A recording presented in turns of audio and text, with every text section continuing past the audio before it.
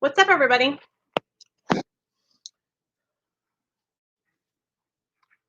Welcome back to my channel, Real Talk Recovery, where we talk about recovery from addiction and I share my life with you. My name is Nicole, and I'm an addict.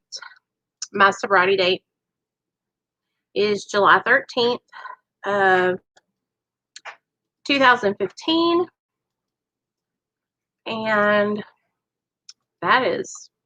that's me. I hope you guys are having a wonderful, wonderful day. For those of you guys that couldn't join us for our workout today, you can find it on the community tab.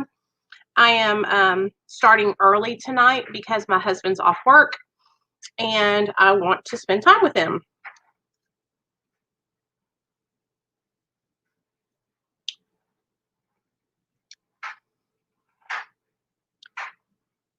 So let me go ahead and get everybody get this shared. If you guys know anybody that might be interested in joining us for this meeting tonight, go ahead and share this video. Let them know that we are supportive of multiple pathways to recovery. No matter what your path is, we support you. Recovery is simply to recover from an unsafe lifestyle. Yes, I am on early. Yeah. Oops, sorry. Hey, Merc. Okay, got that going. Sorry, guys. I'm just sharing, everybody. Y'all come on in. Drop your sobriety date so that way we can give hope to the hopeless.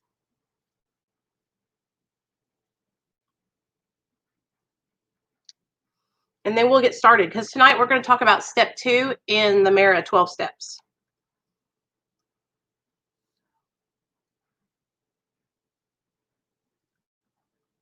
Hey, Nikki, what's up, girl? How are you doing?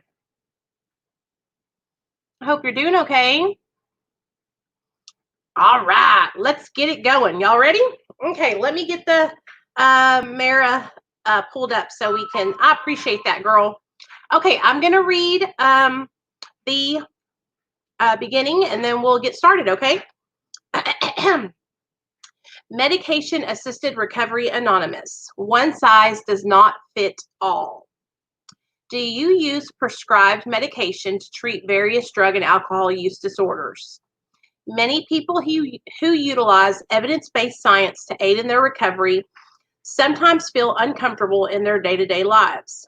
Additionally, a multitude of people on this healing path have even felt unwelcome at traditional recovery meetings. We understand. At Medication Assisted Recovery Anonymous, you're always welcome. Recovery is simply to recover from an unsafe lifestyle. Medication Assisted Recovery Anonymous is a support group of people who believe in the value of medication as a means to recovery. We understand that our individual needs may not be the same, our backgrounds may not be the same, our futures may not be the same. However, our desire to live a safe lifestyle joins us together. Non-judgment is our code. Okay, now I'm going to read the 12 steps for you guys, and then we will talk about step 2 together. Sound like a plan, man? And for those of you guys that are like, where does she get this information? You can go to marainternational.org, and all this information is there, so that way you can read along with us. Medication Assisted Recovery Anonymous, the 12 steps. Number 1, we admitted that without help, we felt an inability to control our addiction and that our lives had become unmanageable. 2, we came to believe that, like all human beings, our power was limited and we needed to learn to let go and learn from others. Number 3, we made a decision to accept that we cannot control everything, assume a mindset of goodwill, seek the wisdom of responsible others, and discover our true voice within. 4, we made a searching and fearless we made a searching and fearless inventory of our strengths, weaknesses, and misconceptions. 5, we admitted to ourselves without reservation and to another human being when we became ready and found the right person, the exact nature of our unhealthy behaviors and misconceptions. 6, we were entirely ready to listen to wise counsel and seek that still small voice within to guide us to change our behaviors which have been harmful to ourselves and others. 7, we humbly began the process of deep change so we could overcome our weaknesses. 8, we made a list of all persons we have harmed and became willing to make amends to them all and to forgive those against whom we have held grudges. 9, we made direct amends to such people wherever possible, except when to do so when injure them or others. 10, we continued to take personal inventory and when we were wrong, promptly admitted it. 11, we sought through self-reflection and meditation to improve our awareness and understanding of ourselves and the world around us. And 12, as a result of these steps, we became aware of our true voice within. We came to realize our purpose and help others find theirs. While the 12 steps and 12 traditions of Medication-Assisted Recovery Anonymous were inspired by AA's 12 steps and 12 traditions, they are not an adaptation. Rather, they were created specifically for this organization and should not be construed otherwise.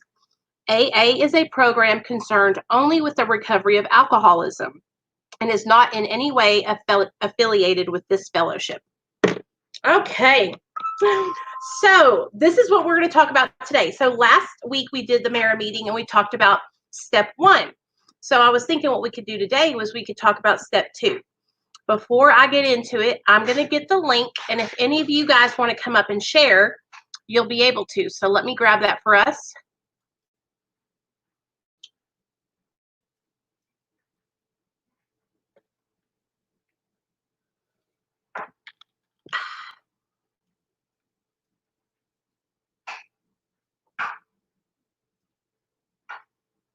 Sorry, guys.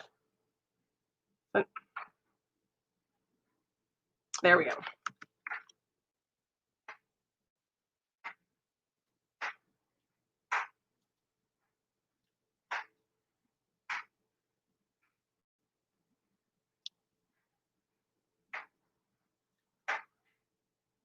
There we go. Okay. Okay, let me get the link. Hey, David. Hey, Sandra. Hey, Melissa. Nikki, how are you doing, girl? I hope you're doing okay. So I went on another channel last night, you guys. And I had forgotten that it was even last night. There's just there's a girl. She has a channel, and she also talks about recovery. And her channel is called Brutally Lauren. But we talked all about addiction recovery. And come to find out, she's on Suboxone too. So it was actually a really fun time. Like, I really enjoyed talking with her. Hey, Misty. Hey, Mama. Hey. Okay, here is the link to come in. Hey, Rachel. What's up, girl?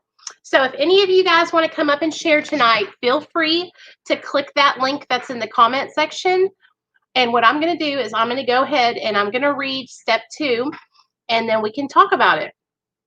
And you guys can come up here and you can share about how your week is going. You can share about maybe some things that you've been struggling with in your recovery. You can just give us all an update. You know, sometimes we get to know each other and we all know how, you know how so-and-so's doing on their journey. And so I always like to give a little update and stuff. Okay.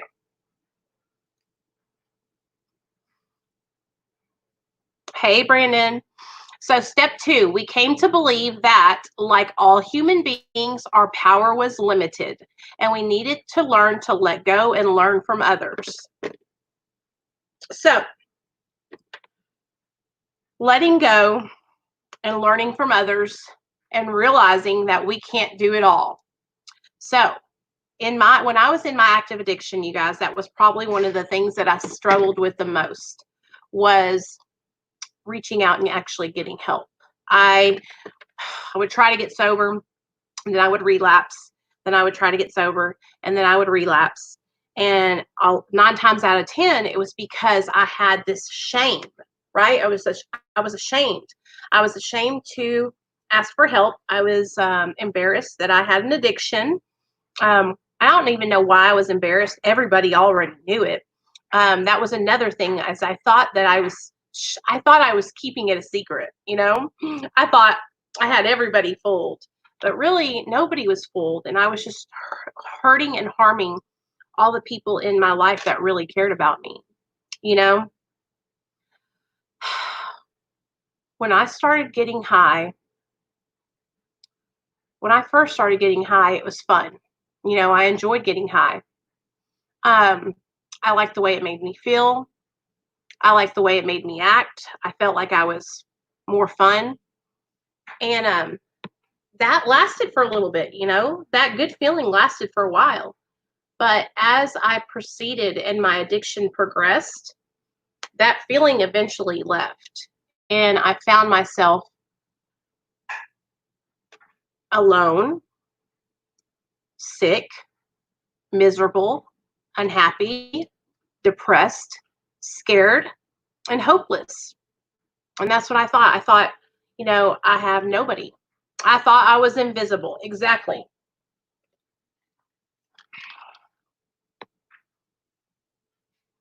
Step 2, letting go and reaching out for help and asking someone else to help you, right? Don't read out loud is my new.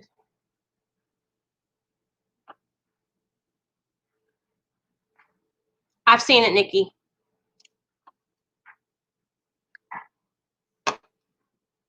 I love you.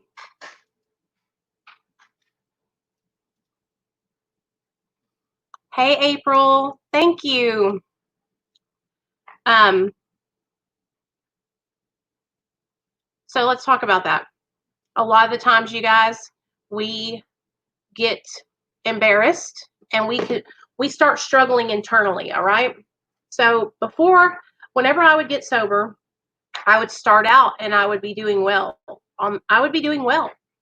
And what always happened for me was I would get to a point where I would I would feel comfortable in my recovery.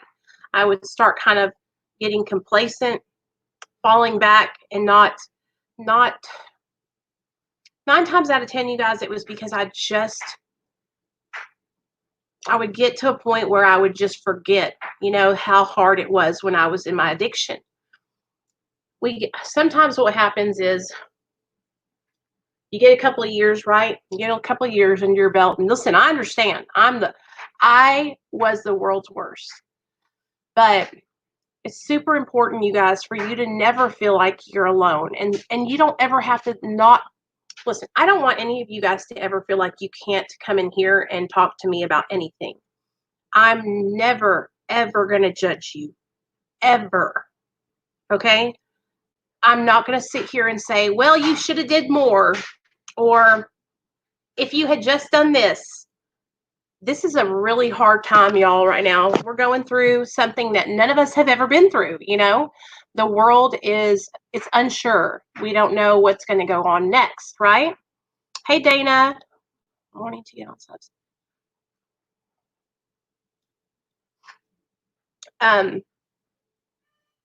And so with all the stressors and the added anxiety, a lot of people are struggling right now, you guys. But the main thing is, if you just come and reach out, don't feel like you're alone.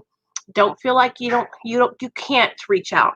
Mama G says, Nicole, I have been working in a pharmacy and I'm doing good. I haven't been tempted either. And I know you. So that's awesome, girl. I'm so proud of you. You better be staying, listen to me. Don't take that as for granted, Mama G. Take that and really start diving into some recovery support, because all it takes is one chance, one bad situation, one, argument with a loved one, or a fight with your boyfriend or girlfriend, or your kids stressing you out. All it takes is just that one thought coming into your mind. I need to escape. It's just one time. It won't hurt. Nobody will know, right? That's always what my mind will tell me. Nobody will know. I can just do it one time. that one time for me, you guys, it always turns into multiple times. I think that's one of the things that really scares me, is that I know that if I go out and use, I'm going to keep on going and I'm not going to stop. You know, one wrong choice. And let me tell y'all some stories about some wrong choices I've made, okay? I know this, y'all like hearing my stories. Here's the link if anybody wants to come up and share. So, okay. The longest time I think I've ever had sober before this time was, I think, about 9 months. And I was living in a halfway house at that time. So I had went to prison. For those of you guys that don't know, I went to prison for possession of a controlled substance, methamphetamine. I was on probation and I was acting like a fool. I was acting like a fool and I couldn't stay sober. And so my probation officer gave me a chance. She said, I'm going to send you to treatment. So she sent me to treatment. I did really good in treatment, and then I came out and I relapsed. Okay. And so she said, okay, do not pass go. Do not collect $200. You're going to jail. You're going to prison, girl. And so I went to prison. And when I came out, now, when you're locked up, you guys, it gives you a lot of time to think about all the things you could have done differently, right? I was like, especially when I was there, like, I had a couple of girlfriends, excuse me, I just had a salad. I had a couple of friends that were girls, but I was really just like reflecting, right? I was constantly like in this like state where I was thinking about all the things I had done and why I was there. Why I could have hung out with this person instead of that person. If I had just gotten sober, I wouldn't have this going on. And so being locked up, that's all you have is time to think. Okay? That's all you have. So I was thinking a lot. Well, I paroled out to the halfway house and I had gotten in a good place. I was set up for success, you guys. I had a sponsor. I was going to meetings. Oh, what's up, Brandon? Hold on, let me get Brandon on here. Hey, buddy. Oh, he left me. Well, he'll be back. So I was going to meetings. I had a sponsor. I was doing a good job, you guys. When I mean by doing a good job, I mean I was doing what I had always been taught that I needed to do to stay sober, right? Um, and I got to a place where I felt confident in my sobriety. I was going to meetings. I was chairing the meetings. I was head of our little recovery softball squad because we had like a softball team. I mean, I've always been a person who got into positions of leadership, always. It didn't matter if I was in my addiction or if I was sober, I was leading somebody somewhere. I was either leading you on a mission to get dope or I was leading you on a mission to get sober. So at this time, I was on my leading folks to get sober mission. And just sitting here thinking about that, it just made me think of something. I've always jumped into helping others before I should have. And so at this time, I hadn't even hit 9 months sober and I was already helping people, right? That's probably why I would relapse all the time. So I started helping this girl. She lived right across away from us, right? I lived in this little apartment. She lived on the other side of the apartments. And she actually passed away, you guys. If y'all have been watching my channel for a long time, was it last year? It was the year before last. She ended up hanging herself. And so it was really, really depressing. It was probably the saddest thing it was the saddest thing I've seen happen in a long time because she was struggling to get sober and she ended up taking her own life. Well, I went over there to her house one day and she had been getting high. And so she was getting high on oxys. And so I started shooting them with her. And I thought I could do it and nobody would know. Because I was the apartments I was living in were the halfway house apartments. They were managed by the rehab. And so I thought that I could just like do it and it wouldn't get a hold of me. Because that's one of the things that I would always struggle with is I would always have this like obsession that I could use drugs and alcohol and not have negative consequences. Do you know what I'm talking about?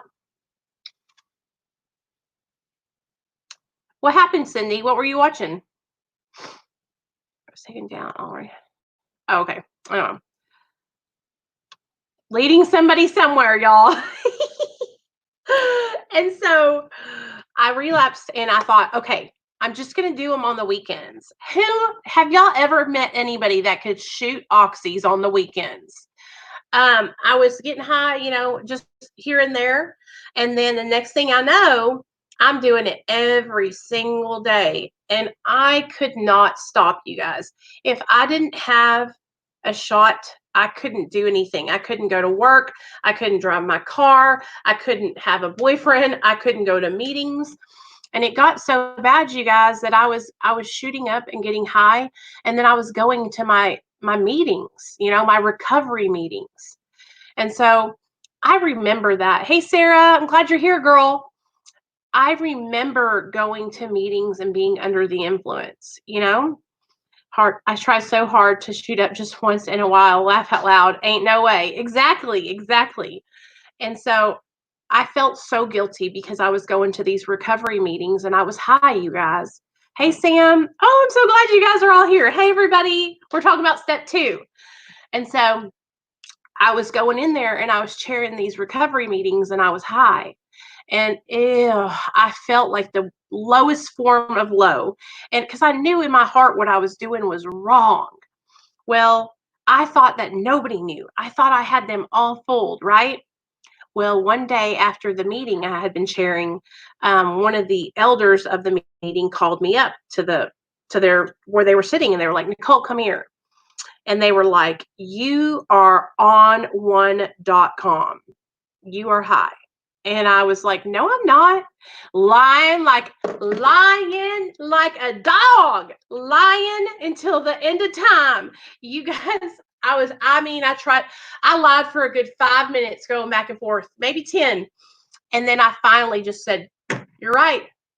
Because I just felt like something hit me and it was like, Nicole, you are in a room with a bunch of junkies. They all know that you're fucked up. Just get honest. Just come clean. And so I did. I came clean. And let me tell y'all something. Coming clean was the best thing that ever happened to me, because every time you tell the truth, you're practicing telling the truth. Every time you get honest, it's building that in your mind to do it again. Okay? I didn't know this for a long time until Dr. B told me. When you're telling the truth and you're changing your behaviors, you're rewiring the pathways in your brain. Okay? So for those of you guys that are on maintenance medication, right? A lot of times you'll hear people tell you, "Oh, well, you're just trading one addiction for the other." Or you're not sober, you're just on another drug, right? Wrong. When you're on maintenance medication, it allows you to not be fiending and obsessing and having cravings, okay? So that way, while your body is being treated, your mind can be healing. And the way you heal your mind while on maintenance medication is going to therapy, is talking to other addicts and alcoholics, is joining a recovery support fellowship like this one. That is how practicing these new behaviors, practicing getting up, working out every day, like what we're doing with Nick. I wanted to cancel today. I wanted to cancel on that motherfucker. I wanted to say, I'm not working out. I quit. Because I was laying in bed with my husband. I was snuggling up to him. Hey, Nikki, that's M. I think she's talking to you. She's talking to you, Nikki Rev. Hey, M, are you talking to Nikki Rev? Hey, AJ, what's up, girl? I'm so glad you're here. I'm so glad all you guys are coming over. Let me get Lauren's channel link because I want my subscribers to know. Yesterday, I went on this girl Lauren's channel, you guys, and she's doing a Life of the Addict kind of like podcast style video every Thursday night. and it was really, really fun. And so if you guys like my videos, I really think you'll like hers because she has guests come on just like I do. So, okay, let me read step 2 to you, and then I'll link her channel. So for those of you guys that are just coming into the chat, every Friday night at 7 p.m. Central Standard Time, I facilitate a Medication-Assisted Recovery Anonymous meeting. Okay, and so at Medication-Assisted Recovery Anonymous, the goal is for us to recover from an unsafe lifestyle. Okay, and it doesn't matter whether or not you are, if you have to utilize medication in your recovery, then that's completely okay. That's what we support. We support you for that, and we'll never judge you. It's all inclusive, and it's about non-judgment. No judgment here ever. Okay, so let me read step 2 to you guys. Okay, we came to believe that, like all human beings, our power was limited, and we needed to let go and learn from others. We needed to let go, y'all.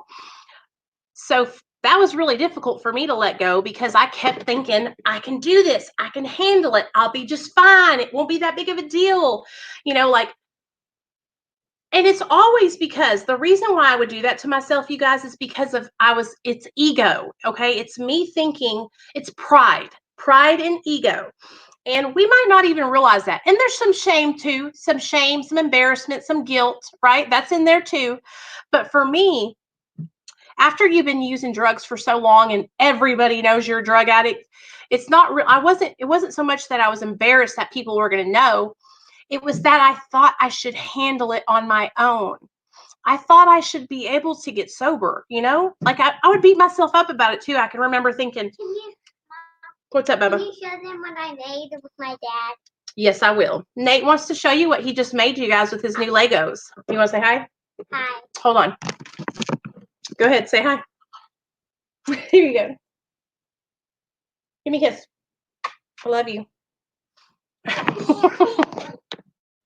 That's my little chicken nugget, y'all. For those of y'all that don't know, that's my son. His name is Nate. Letting go of that pride and that ego, that guilt and that shame. It's hard to do, but you can do it. And you know what? By listening, I have to show them one more thing. Facebook page someone could contact privately for advice. Mom. Yeah, I do. Hold on. I'll drop it for you. Okay, Misfit Nation. Mom, can I show them one more thing? Yeah, baby, go ahead. It also turns into a plane when you take this off. That's awesome, son. Good job. And then there's two. All right. Okay. Here's my email if you guys needed it. I'll put it in the chat. Okay, and then you can always call me on this phone number right here that's listed on the screen. Okay, I hope that helps. And anytime you need anything, don't be afraid to reach out to me. I love talking to people. Mom's acting like I'm so famous. Go always dig up my channel. I'm not famous, son. I'm trying to help somebody. But why did you say you're famous, butt crack? I'm not famous. Why do you say you're famous? Go upstairs with Daddy, please. Go. Ow! Stop it, son. God help me. Neil. Get Nathaniel. Sorry, y'all. He's such an actor. Sorry, y'all. Okay. Nate, it's really discouraging. Thank you for sharing. I have to listen. Anytime, y'all. Anytime. So here, let me drop the link so that way if any of you guys want to come up here and share, you can. So, okay. I always thought that I should be able to get sober on my own. Okay. And I tried so many times, you guys. And every time I would try, I would get a little bit sober. Like I'd have 30 days or maybe 60 days. And like I said, the longest I got was 9 months. And I would be trying to do it on my own. And in my experience, you guys, every time I tried to do it on my own without any support, I always failed miserably. Thank you for the $5, you guys. I'm sorry. I wasn't trying to ignore you. Thank you, Em. I appreciate you, girl. Thank you so much. Hey, Cindy. What's up, girl? Thanks for being here. Both Cindys. Thanks, y'all. Hey, Cindy Briggs. Love you, best friend. and I know you guys know what I'm talking about. I know you guys know. Like when you think that you should be able to handle it, like I would beat myself up, you know? We keep trying and it's not working. I deal with chronic pain and I cannot do this cold turkey anymore. Hey, Dana, you can text me on that number and I can help you find a Suboxone doctor. Are you in? Where do you live at, Dana? And here's the thing. If you're struggling with chronic pain, you guys, and you found yourself like abusing your medication, like your opiate medication, Suboxone is a great medication to help you with chronic pain. And it also will help to where you're not abusing it. Memphis, okay, Dana, I'm going to put a link in the chat. There's this thing that's new, okay? Now, I've never done it before because I have a doctor here where I live, but there is this new thing called recoverydelivered.com. And you can go on recoverydelivered.com and you can see a doctor over the chat in a video. And they will write you a prescription. And what they do is they have like a conference with you. I think, Diane, are you in the chat? My girl Diane went and got on it through this company, and she has been doing great. And so they have you do the mouth swab thing for a drug screen, and they talk to you on the video, and then they write you the prescription. And so if any of you guys that are not in the California area or not in Arkansas where I live, if you're out of Arkansas or California, that's an option to help you. Now, of course, I would like to help you guys get on Suboxone through the doctor that I work for, but the doctor I work for, Dr. B, he can only treat people in the state of California with Suboxone. And so I have to be careful. He can't do that over the state lines. But it is very much so a lifesaver. And here's the thing, you guys. If you're struggling and you've been trying to get sober over and over and over and over again, getting on a maintenance medication, you guys, there's nothing to be ashamed of. Okay? Is Subutex different from Suboxone? Yes, and I will tell you exactly how it is. Oh, damn, Diane, really? Are they taking your insurance? Thanks, Merck. Love you. Hey, Merck, will you do me one favor? Will you link the Mara for everybody so that way they'll know where to find the Mara meeting with us tomorrow? Tomorrow, you guys, we're doing a Mara Zoom meeting, and Merck helps facilitate that one. So I'm going to go to it again next week, and tomorrow, and it's at 6 p.m. Central Standard Time, and it's like such a good meeting. Like last week, I told my story, but the week before that, this other guy told his story. I can't remember his name, but he did such a good job. Like I was crying and everything. It was such a good meeting. They used to take insurance. Now I'm told they don't take my insurance. They were out of network, so no. Dang it. If anyone needs info on places in Canada as well, I can assist with helping. Thank you so much, Misfit Nation. That's awesome. Good job. We always need people, because I do have some people that watch my channel from Canada, quite a few, so thank you. Anytime I have anybody from Canada, I will be for sure reaching out to you. I have no insurance and very little money, but I got to do it no matter what. I'm so ready. So, Dana, just like Diane just said that they went up to $200, but they might still be at $49. So, did you text me on the number yet so I can text you the link? Dana, text me on that phone number so I can send you the link. And here's the thing, you guys, like my Suboxone clinic so we're kind of venturing off. So what we're going to do is, if you have any questions about step 2, you guys know you can ask me.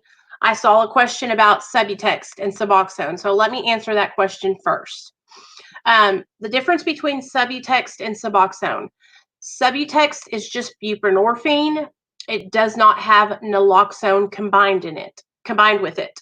Suboxone is buprenorphine and naloxone. Okay.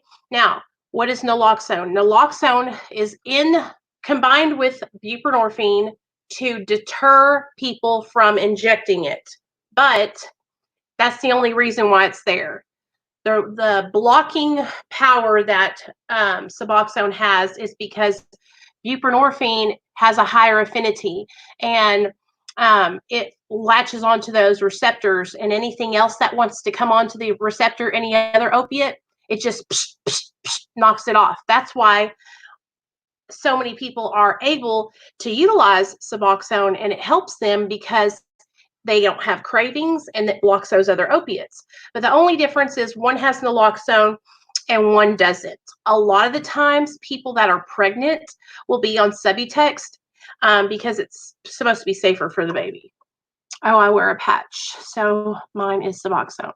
Oh, I've heard about those new patches. Or I heard from somebody in another country that they had the Suboxone patches. I don't have a patch. Mine's just a strip, but that is so cool that they're able to do that because I did not even know there was patches. I just heard that over on the Suboxone subreddit the other day.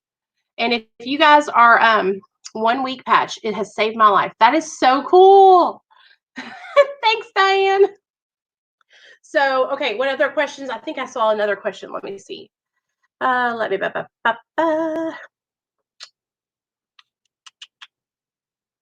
Okay, so let me talk to you guys about the cost of Suboxone where I live, and maybe it'll help you to understand a little bit better, okay?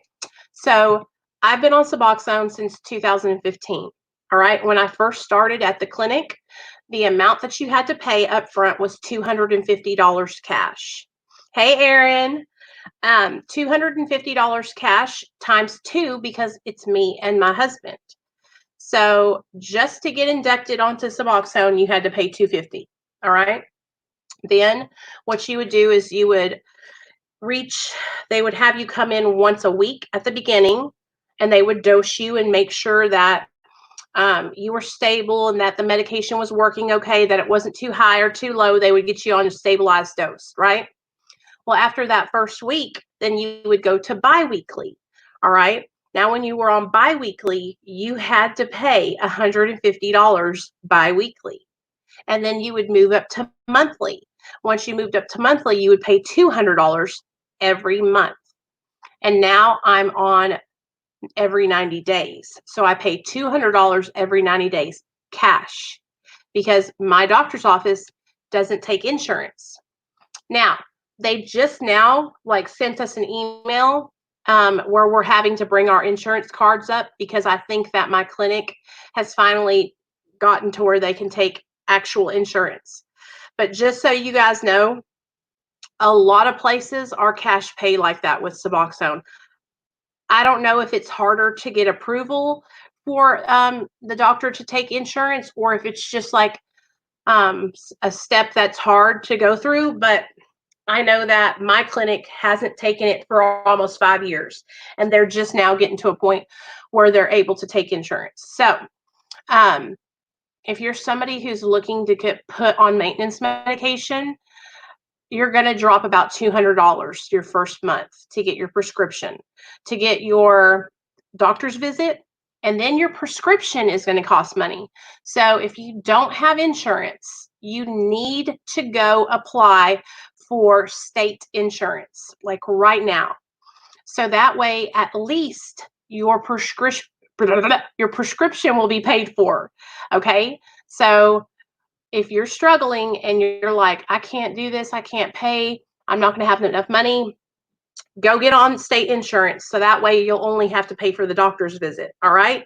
Now, Medicaid covers it. There you go. So if you have Medicaid, that also will help you out. But you guys, I just want you to know, I had to pay cash for a long, long time. And honestly, it was worth it because the amount of money I was spending on dope every day totally outweighed the money that I spend now. I was spending way more on dope. You can't smoke pot on Suboxone. Well, it just depends on what doctor you go to, really. The doctor that I see, you guys, you can smoke marijuana, but you're never gonna graduate past the 30-day phase. You'll have to stay in the monthly visits. So if you don't smoke, you can go every 90 days like I do. And so that's why I don't smoke pot, because I don't want to have to go to see the doctor every month. I like it that I can go every 90 days. Do you know what I'm saying? Nicole, Quapaw House closed and they screwed the patients. My friend. Oh, yeah, Sam. So they have been talking about it all over Facebook that they actually didn't pay their workers. Florida Medicaid doesn't pay for it, and my health insurance through work doesn't pay either. Dang, Aaron. So you pay cash too, Aaron? There are a lot of places that take Medicaid in West Virginia, and I only pay $35 for my prescription. But years ago, I had to pay cash because of all the places that took Medicaid were full. Yeah, that's awesome. $35, that's a great deal. Yeah, buddy. No, Nate, get your dad to get it. I'm busy right now. I love you. Here's your drink right here. Love you. Don't spill it, Nate. Yeah, we really are fortunate. If you have insurance that pays, you guys are really fortunate. Now, the doctor I work for, Dr. B, his clinic has multiple different tiers. So let's say, you don't have insurance and you don't make a lot of money, then he has like a tier where, you can pay, I think it's like you pay $200 for your first visit, and then after that it's $180 a month, which is a good deal. Then he also has, they also take Medi-Cal. So if you're somebody that has, Medi-Cal in California, that's awesome because we were just able to get approved for that. So you can find places, you guys. We just got to look them up and we got to do research, and I'll help anybody that needs help. Medicaid is slowly changing and beginning to start covering more meds. Thank God, right? I know some advice to know, but I know people that do. Here, they don't pronounce you dirty or penalize you for it. That's good. See, I don't know. I live in Arkansas, you guys, so they're really strict about that kind of stuff. We're kind of behind the times. In a lot of states, it's legal to smoke marijuana. So, but don't let that deter you from getting treatment or getting help. If you smoke pot, just be honest with your doctor about it. Hey, Julie, what's up, girl? If any of you guys want to come up here and hang out, I just linked the StreamYard so you can come up here. Also, here's Patreon, and let me get our Discord chat so that way you'll have that too if you want to join the Discord.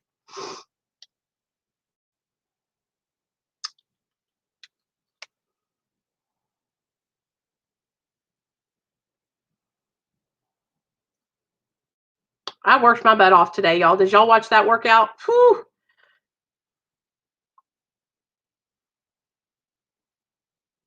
Okay, there's Discord too. So I'm walking around Walmart with the phone to my ear. I'm so glad you're here, AJ. That's so awesome, girl. I don't really. I tried to go to Discord last night and I couldn't figure it out. Hey, Dana, when you go in there, I think you have to have an email address. I'm not sure, but when you go in there, just say something and we'll see if I can see you. I'll see if I can see you commenting. A lot of people, I didn't know how to work it either when I first started out. I was like, what? Oh, it's hard. Oh, God. Hold on, guys. Sorry.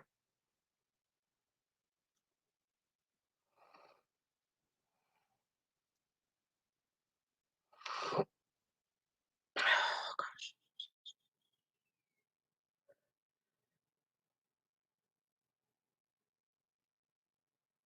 All right, there we go. So, anybody, if you have any other questions, just hit me up. I'll answer anything you got. Okay. Hey, Mama, what's up, girl? Hey, lady. Hey, what's up, baby? Just relaxing for the night. Look, Kenny's starting to fall out, so had a crazy night last night. Like, he went to sleep at like 8:30, 9 o'clock like usual.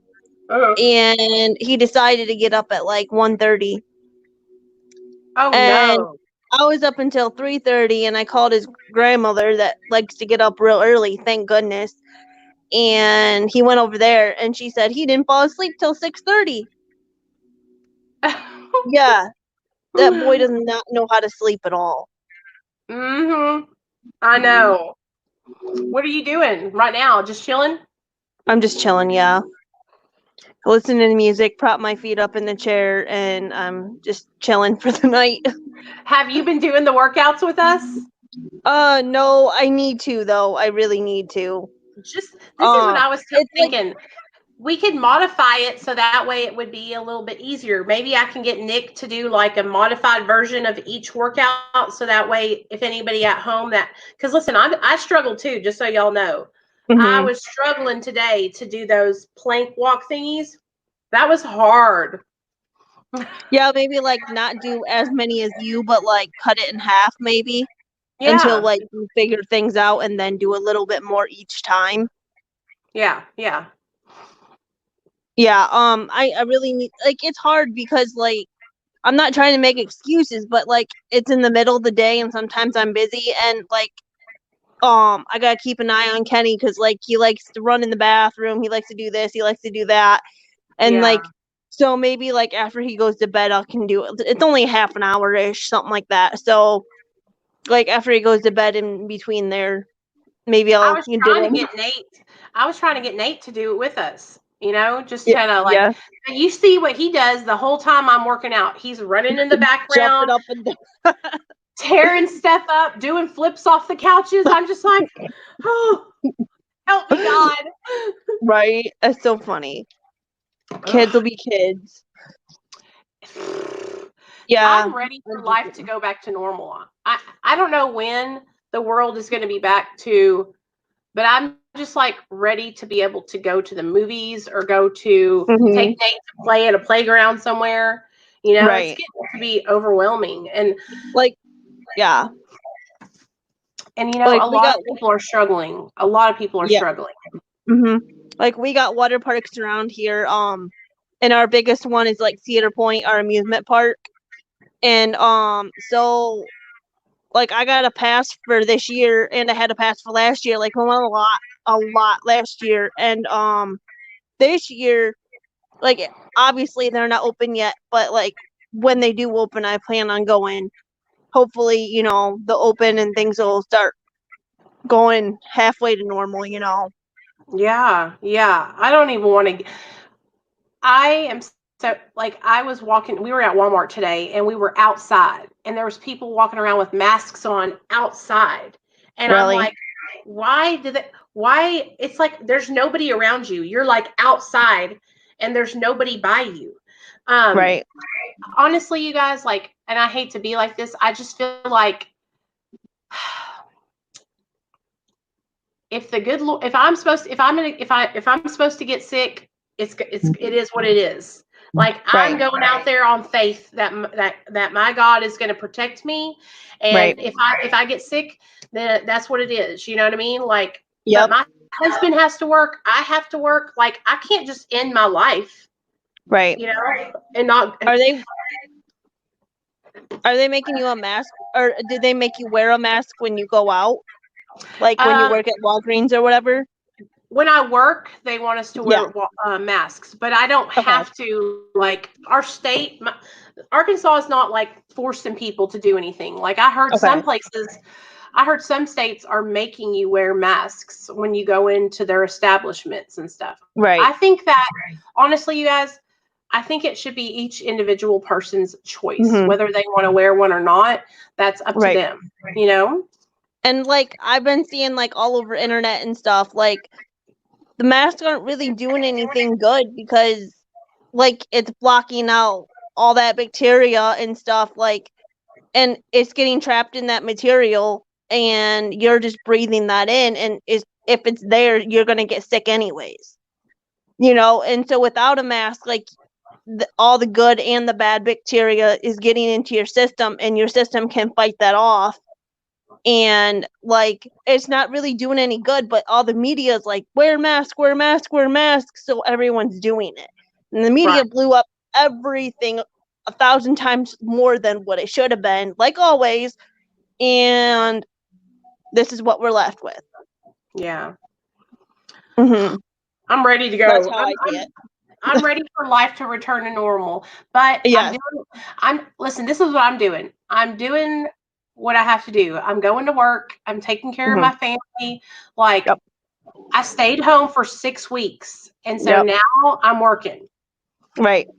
I get it. You gotta do what you gotta do. And like people are just now starting to get on their feet. Like people that are off, people that were, didn't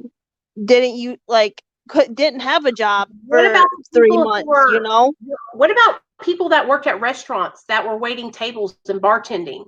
Think about those people who had no money, no savings, that is so horrible. Like they're probably like losing everything. Yeah, and it's scary because okay, like life came to an end and then we're starting all over again, but life still goes on. You gotta get food, you gotta pay for your rent, you gotta pay for stuff that goes on your table, and everything else like that. It's crazy because it's just, I don't know. Like, I'm thankful that my husband's still working, he still has a job, he still went to work every day, money's still coming in, and even though, thank God, you gotta tighten up a little bit, they're still still going on with life and things are still good, and I'm so glad. Like, I'm thankful for that because if he got laid off or lost his job, we wouldn't have anything either. Because I solely rely on him because I don't work and I don't, do anything. Like, I don't provide anything. Like, obviously, I mean, I provide as a mother and everything like that, but like on the financial end of things, nope, not at all. Right. So, I'm just thankful. Well, I love you, girl. I'm thankful too. And I used to bitch about having to go to work, but I'm happy to go now. Right.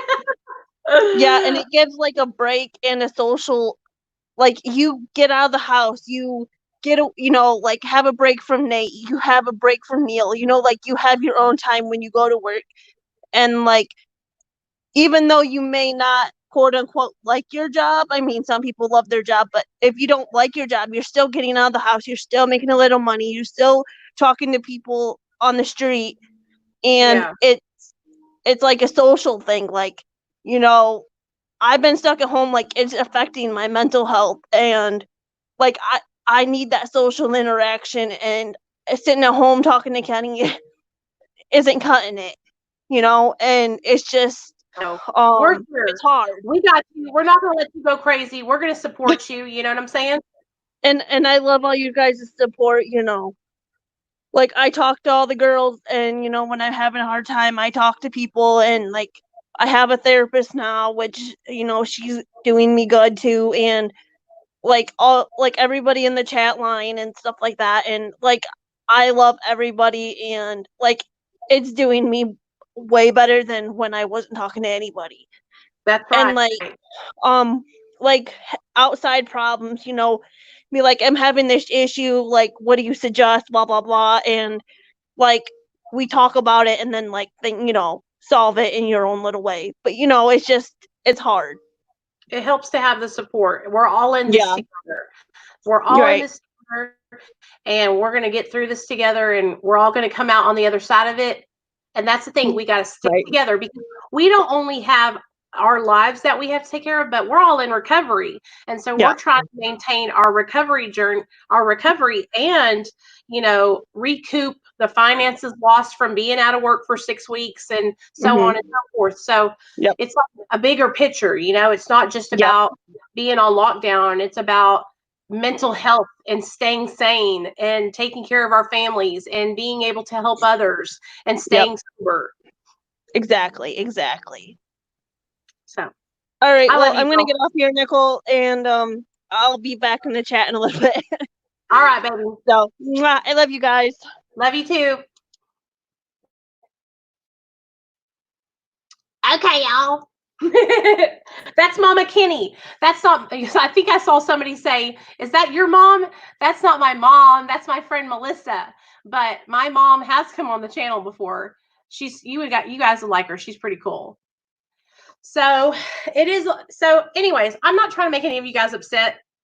I just want y'all to understand that, like, if you have the ability to stay at home and not go to work and you're comfortable doing that, then, that's great. Stay at home, don't go to work. But there are many people who have to go to work, who have been, their jobs were shut down for 6 weeks and they need to get back to work, or they're going to be homeless, or their cars are going to get repoed, or their kids are going to go hungry, or their house is not going to get paid for, their rent. You know what I'm saying? Like, that's what I'm talking about. And so I think that it should be each individual person's choice whether or not they want to go to work or not. Because, if you want to stay home and you don't have to work and you can afford to do that, there's not a lot of people that can do that, and a lot of people are losing everything because of it. And on top of that, the sobriety part is like, we're all trying to stay sober and sane, and that makes it even more difficult. So we're all going to get through this together, but that's what I've been thinking about. Can you show what everything that I made this in? Nate wants me to show y'all what he just built, y'all. No, I didn't just build that. This is a city. Yeah. And because I can tell. Oh, what's this guy? The Eiffel Tower. This is the Eiffel Tower. But it's weird. I like it. And then this is a flying car. A truck airplane. The airplane. You can also turn it into a car because you take the airplane off. That's what I've been saying. It seems like people aren't talking about that so much. Yeah. And well, the reason why I've been thinking about it is because, I realize how fortunate I am, you guys, that I was able to stay home and watch my son, and my husband was working because my husband's an essential worker. But think about all the people whose jobs were not considered essential.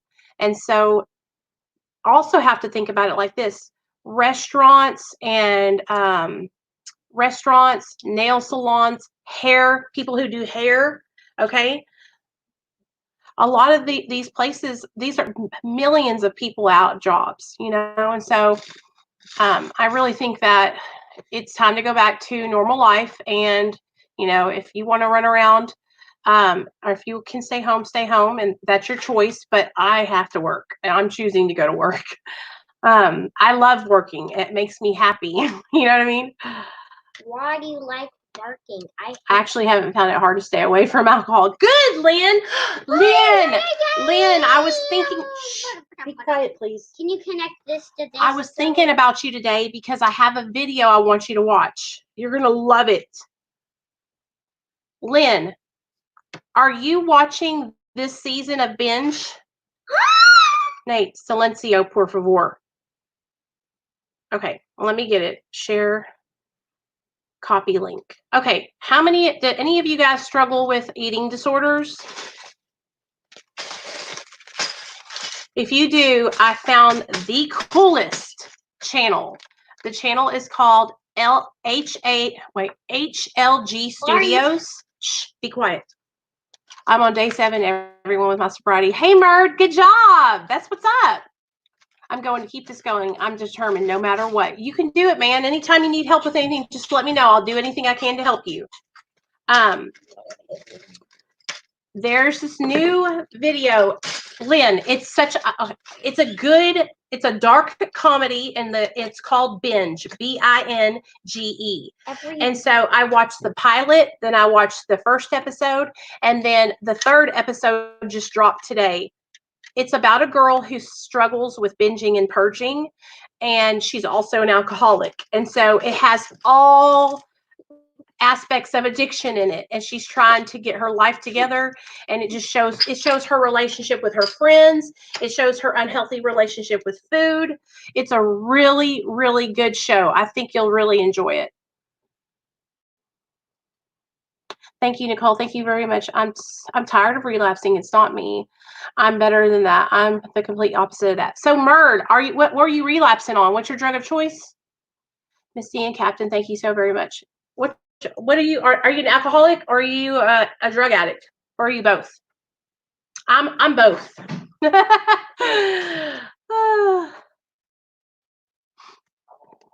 And listen to this, Murd, okay?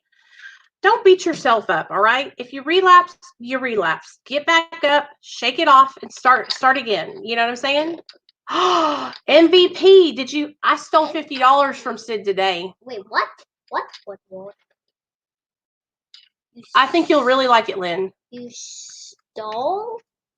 So you go to the store and stole all of their No, money? Nate, you don't know what I'm talking about, Bubba. Hush, hush, hush. That yoked up white dude. Okay, so what do you guys think about so I'm gonna try and help. So here's the story. Y'all know he's on the run. I'm a recovering alcoholic, Nicole. I relapsed about a week ago on Wednesday after I got my stimulus check. Go figure. So I thought I can go out and handle 2 beers. When not? Oh, hey, Murd. You know what?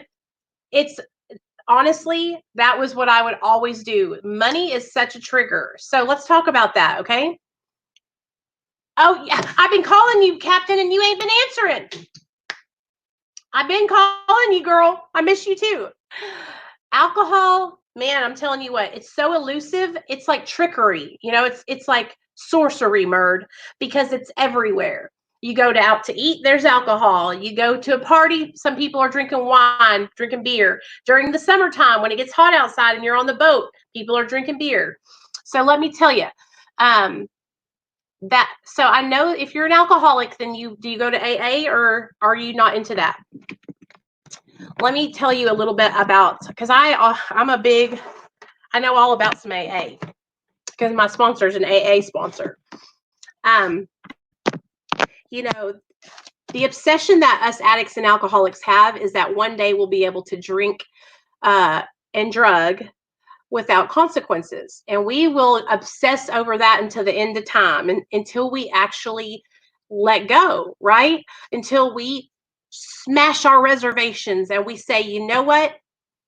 Alcohol and drugs, every time I do this, it literally ruins my life. So this is what we were doing last week, Murd, and this might really help you. Sit down right now, get a piece of paper and a pen, and I want you to write down the pros of drinking alcohol and the cons, okay? I want you to look at it on paper.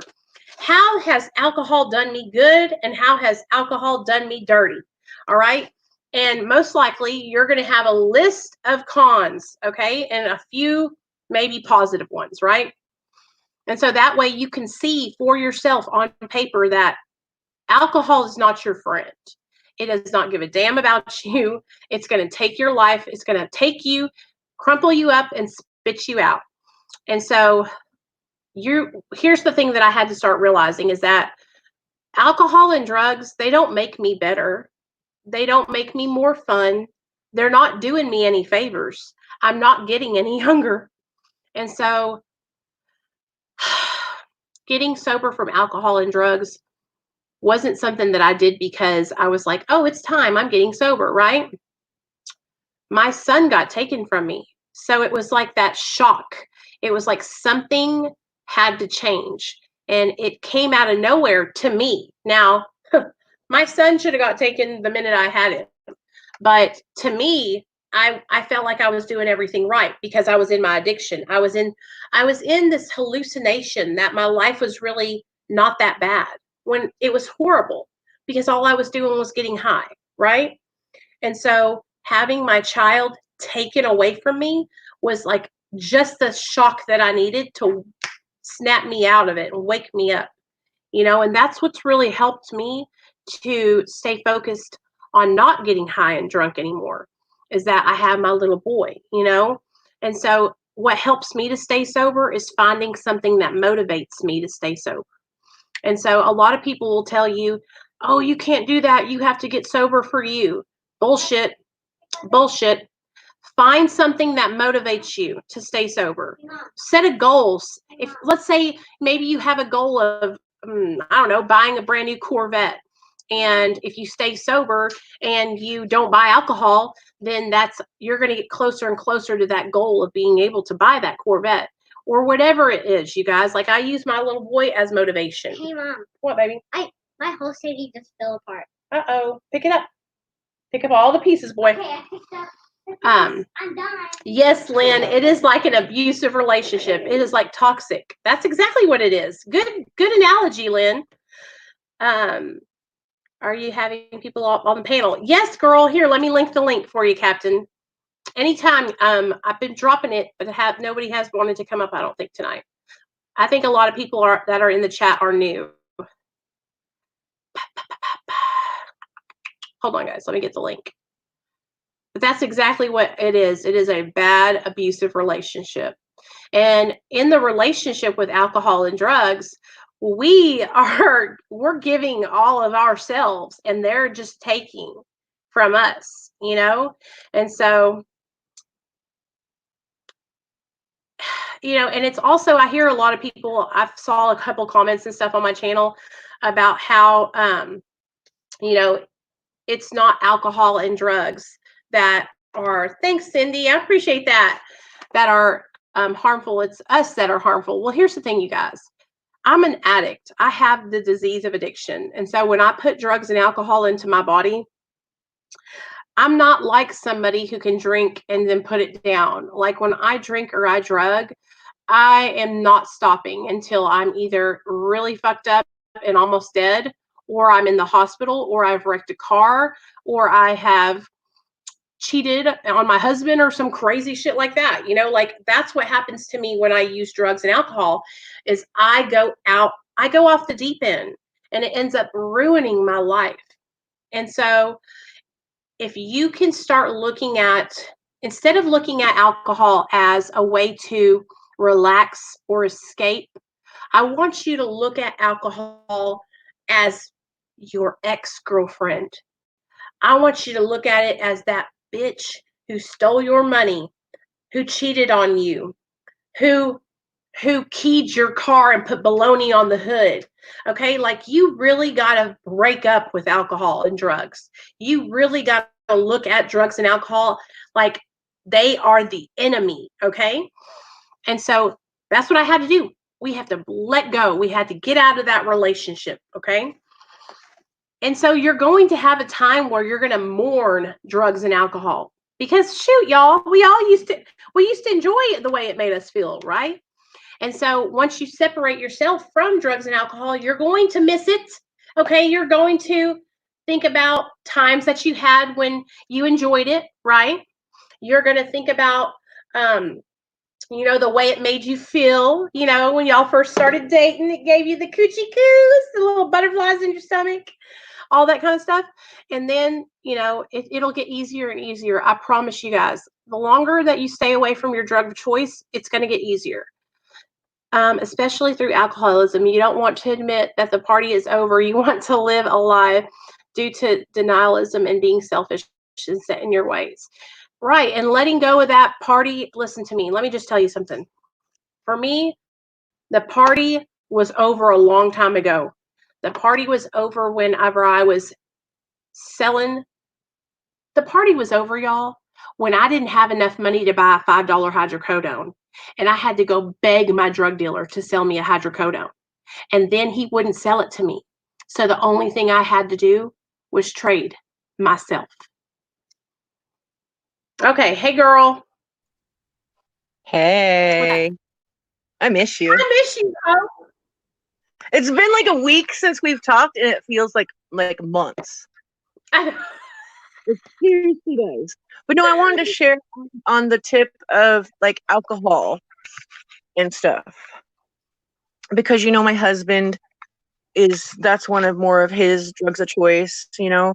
Yeah. And it's like and I've talked with you about this before to where, you know, like I still have in the back of my mind, you know, that he might go on the way home from work one day, or, you know, because like we live in LA, there's not really like a back road to take where there's nothing, you know. Right. And there's a bar on every route pretty much. that he's been to or frequented or that he would, go to if he was going to go to a bar. So it's like that's always in the back of my mind. I'm so ready for prohibition. I wish it would come, seriously. Like I hate alcohol. I hate it so much. And it's so accepted, and like I've always, even when I was, in detox and feeling horrible, I always felt really bad for the alcoholics because their detox is the worst and the most dangerous. And it's like, I think the hardest to quit because it's just right there. It's right down the street. It's legal. It's cheap, like, and I totally relate with that struggle though. Cause like it's, like when we were sober and we got the kids back and stuff, we went to Studio City and we got a hotel to go to Universal Studios, which is not that far from our house, but there's a lot of traffic. So we got a hotel and just to have fun, you know what I mean? And it was such a trigger for him. And then there was alcohol at the park, which was a trigger for him too. And it was, because like the bar at the hotel was downstairs and it was really lit up and nice. And all these people were there because it was the Sheraton. So it was really cool. And I could tell right when he gets triggered because he gets quiet and shifty and, just wants to get the fuck out of there. And it sucks because there's not much you can do for it except for like distraction or remove yourself, and there's only a few things that might distract you, and I can't think of any, but like in a public place like that. So what we do is we just remove him from the situation. That's what works best. Alcohol is everywhere. It's everywhere. It's not like they're selling. So here's the thing. Alcohol is everywhere. It's not like if you go out to eat Mexican food, the bartender's going to come to your table and say, "Hey, do you want an Oxycontin?" Yeah. Hey, do you want here's a line of cocaine on this platter. It's only $5 per line. Here's a loaded ring of heroin. I know what you mean.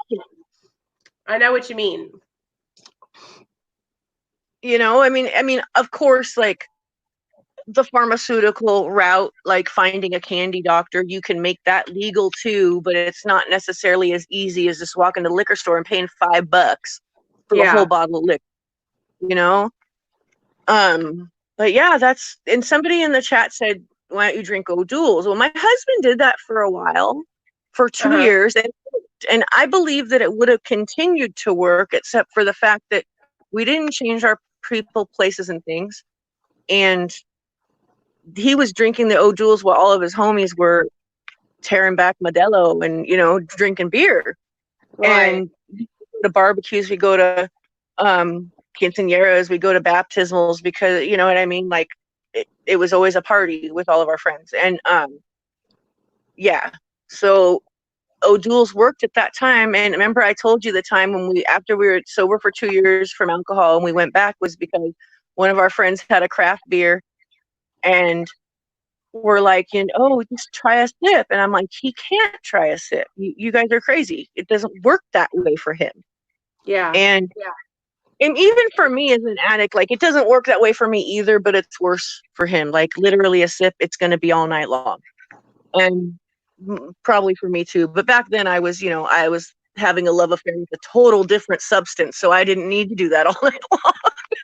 So, and I think that for me, I would, I have preferences in getting high. Like, I liked getting high on opiates and stimulants. I don't know why I like mixing like uppers and downers. I've always done that. But like drinking alcohol was always just like something I would do if it was the last effort. Now, when I first started using, I was drinking all the time because that's what was available was alcohol. So I started out with alcohol. But at the end of my addiction, I never drank. I was shooting dope every day. Like, fuck alcohol. I was shooting drugs, So my addiction is when, you know what I mean? If I was or something. But, what can you hear me? Say? No, go ahead. Say it again. Oh, no, the only time I drank towards the end of our active addiction was when I was out of, or, you know what I mean? Like, I didn't have anything else. Right, yeah. And that was like the last time I got really drunk was one of those days I was out of everything. And I had drank, like, this was a couple years before I got sober, but I got arrested for drunk in public, and the DA turned it into resisting arrest, and that was a big mess. But anyway, and it was so embarrassing. Like, that was one of like my breakthroughs before I actually got sober, to like where I really questioned what the fuck I was doing with my life. I was so embarrassed, Nicole. Like, I got arrested in front of everybody on my goddamn block. Like, all these parents that fucking their kids go to school with my kids, and I was trying to run away from the cops. I've totally been there. I've But totally been there. dude. But it's embarrassing, like, whenever it's in front of, like, your kids. You know what I'm saying? Like, I can totally understand, like, how Yeah, I know what you mean. It's a group of adults judging me. I wouldn't give a fuck. But it's people that their kids go to school with my kids, and I remember the dynamic changed for one of my kids' friends. Like, her mom started cold shouldering me after that because she lived down the block and she saw it all. And they, like, at first, when I first met her, she wanted to do all these play dates, and we never got around to doing it, right? Well, a couple months later, that happened, and then I hit her up. I was like, "Hey, you want to do a play date?" She's like, "No." That's all she said. I was like, Hey, hold on. Hey, Leanne, Camprol is a medication for alcoholism. It can reduce the desire to drink alcohol, also known as ancamprosate. Availability, you need a prescription, and let's read some more about it. It's actually, like, whenever we read the MARA, when we read the reading at the beginning of the MARA meeting, it talks about acamprosate. And so I think it's something probably like naltrexone, or like naltrexone is for alcohol too. Yeah, there you go. Yeah, you got it. It says, now, I've never taken it, so don't get me to lying to you or anything like that. I'm just reading what it says right here on the Google. But they do prescribe naltrexone for alcoholism too. And it's Vivitrol is what they do for opiate addicts after opiate addicts get sober. But, you know, whenever you're getting on Vivitrol, you guys, you have to be sober for, I think, 7 days before you can get inducted onto it. Okay. Sorry, Captain. yeah, no, it was rough. It was very embarrassing, and I don't know. It was crazy. It could have been a lot worse that night, though, because I remember the reason why we were fighting and the reason why the cops came was because my husband was in the carport, and he was in his truck, and he was spinning his tires, and it was like 7 o'clock at night, and it literally shredded the tires, and there was all this smoke everywhere. So someone called the fire department because they thought there was a fire, right? And he was in his car, and he was hammered, okay, and I smacked him because he was doing that, right? Because logically, that's totally logical in a drunk person's mind that they're gonna, smack their husband for something like that. And the cops were just walking up, and they saw me do it, and they were trying to talk my husband into charging domestic charges on me. And I'm only laughing. It's not funny. It's not cool at all. Because it's like so ridiculous to me that was my life, but it was, Well, that's what we do when we're using and drinking. We act like crazy people, Well, And like, there was no moderation for me at all. MERD, there is all kinds of different medications for alcoholism. There's also, like, okay, so I know back in the day they used to call it Antabuse, and you would take Antabuse, and if you would drink when you were on Antabuse, it would make you sick. And so there's always been medication to help with alcoholism since, like, forever. I think since methadone has been around, and methadone's been around since, like, 50 years ago or something. And so, like, if you are somebody who finds yourself relapsing on alcohol all the time, like you just keep going back and forth, go and talk to your doctor about getting on that medication to help you with that. And it will basically help with the cravings for the alcohol. And if you drink on it, you won't ever want to do it again. So bad.